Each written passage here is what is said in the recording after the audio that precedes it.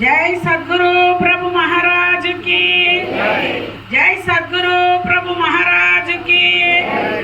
మరి వేదికను అలంకరించిన పెద్దలందరికీ, సభలో ఆసీనులైన అందరికీ, మరి మా మద్గురులైన పూర్ణానంద కర్ణాటి పాండరమ్మ గారికి, అదేవిధంగా బోధగ్రోలితమైన సమిష్టి బోధానంద ఉపలంచి కృష్ణమూర్తి నాయన గారికి మా ద్వాదశి సాష్టాంగ వందనములు.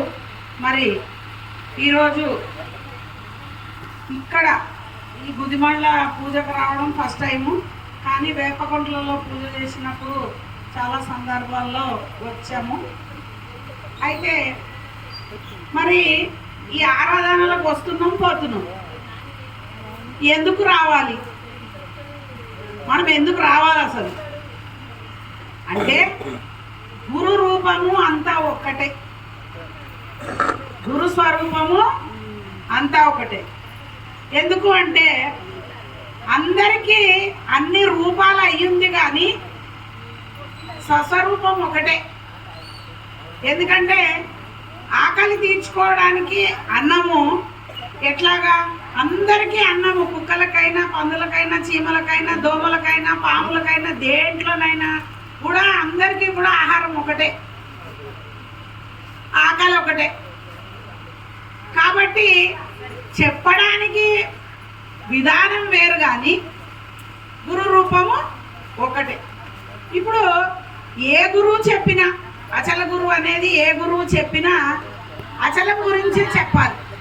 ఎందుకు చెప్పాలి అంటే నీ స్థితి కుదరడం కోసం చెప్పాలి, అంటే రోగం కుదరడానికి చెప్పాలి. ఆకలికి అన్నం ఎట్లనో రోగంకి మందు. అయితే ఈ జననము మరణం అనేది ఉంది కదా, ఇది పెద్ద రోగం. ఈ రోగానికి మందు కావాలి. ఆ మందు కావడానికి కోసానికి ఏం చేశారంటే గురువులు మంత్రం పెట్టింది.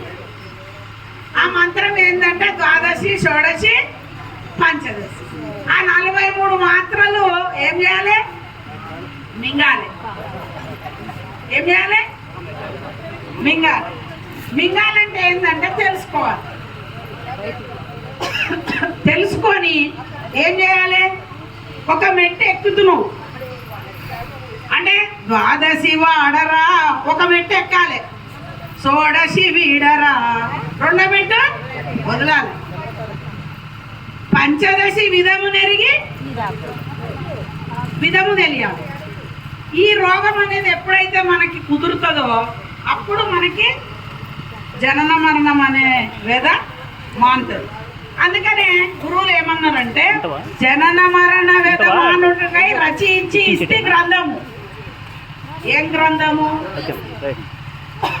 భగవద్గీతనా, రామాయణమా, లేకపోతే ఇంకేమన్నా గ్రంథం రాసిచ్చిన అని చెప్పిండు ఆయన. మన బోధలో నీకేం గ్రంథం ఇచ్చిండు? దీక్షితీయ గ్రంథం ఇచ్చిండు. జనన మరణము మానడానికి ఈ గ్రంథము అందరూ కూడా చదవాలి, తెలుసుకోవాలి అని అన్నారు. సరే, ఒకానొక నరుడు ఘోర సంసారమున బాధపడలేక తన పుణ్యోదయమున గురునిగాంచి అన్నప్పుడు, అచల గురువు దగ్గరకు వచ్చినప్పుడు మనం ఏం చేయాలి? వినుము నేనను చేరిగే తను మందు బయలు తానిండినదో ఏం చేయాలి? కనుగొని ఈ తనువు నింతే విడనాడు మోయి, ఈ పనికి ఇంకా గాడువేలనోయి. నీకు అనుమానం ఉంటే అరయుము శివరామ దీక్షితులు చేసిన అచల గ్రంథమంతా అని ఆయన మనకు ఇండికేషన్ ఇచ్చిండు. ఆ ఇండికేషన్ ప్రకారమే మనం నడవాలి. మొదలు వంకరైందనుకో మళ్ళీ మొత్తం వంకరైపోతుంది. కాబట్టి మనం అందరం ఏం చేయాలి? ఆ పద్ధతిలోనే పోవాలి, వేరే పద్ధతిలో వెళ్ళడానికి వీలు కాదు. కానీ మనమేమనుకుంటున్నాం? పొద్దున లేచిన దగ్గర నుంచి సాయంత్రం దాకా జపం, తపం, యోగం. అంటే మరి కృష్ణప్రభువు గారు కూడా ఆయన శిష్యులే. ఆయన ఏమన్నారు? దానము, ధర్మము, సగుణ ధ్యానము, ప్రతి మార్చనములు ఇవి ముక్తిదమని మానలో నరించ బయలు మాట్లాడదేమి ఎరుకే లేదు, మాట్లాడేదేమి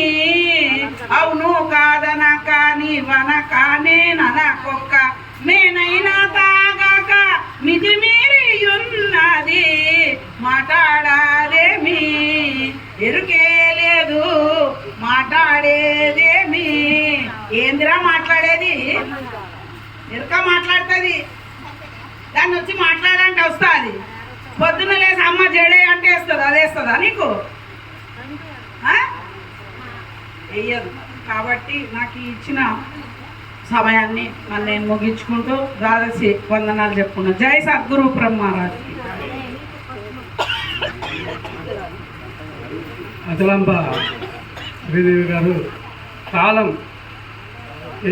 కాలాన్ని గమనిస్తూ వారి యొక్క